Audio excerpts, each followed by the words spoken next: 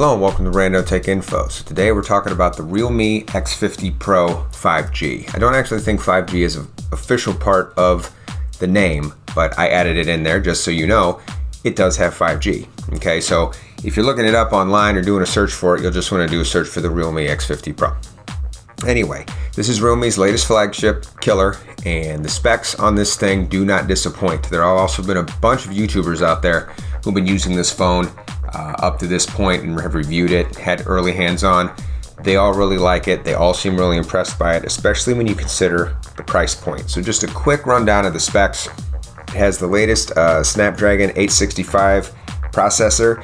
It has a 90 Hz 1080p OLED screen, dual front-facing cameras, just a solid camera setup all around, really. People have been pretty impressed with the photos this thing's putting out.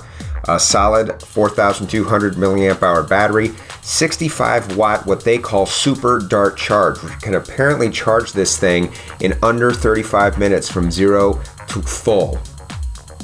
It is more premium device than Realme has oftentimes offered in the past, and it's going to be a little bit more expensive. As a result, this phone's going to come in about $700 USD, at least that is the thought. They have not officially released a price on this thing yet, but still, that's pretty good when you consider the top end specs that you're getting, the 5G that you're getting. There is no headphone jack or IP rating or wireless charging, but hey, for the money you're saving over a phone like Galaxy S20, where the entry level is $1,000, this is still a pretty solid deal. So, will this phone work over here in the US? So the first thing you need to know is there's three versions of this phone.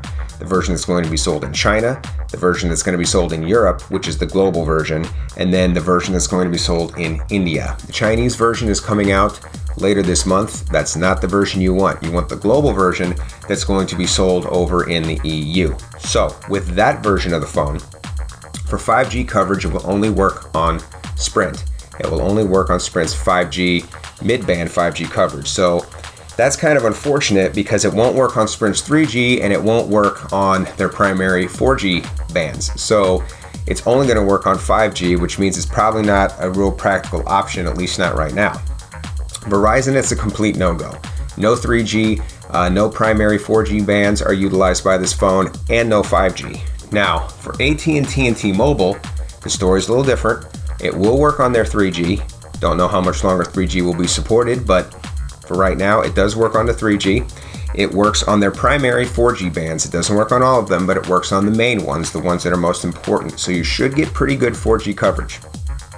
It will not work on their 5G bands. So just so you know, if you're looking for that 5G experience and you're on T-Mobile or AT&T, this is not the way to go. Now, 5G is still kind of a pipe dream in most places in the US right now. So if 5G is not a concern to you, the $700 price tag on this device makes it a really compelling option.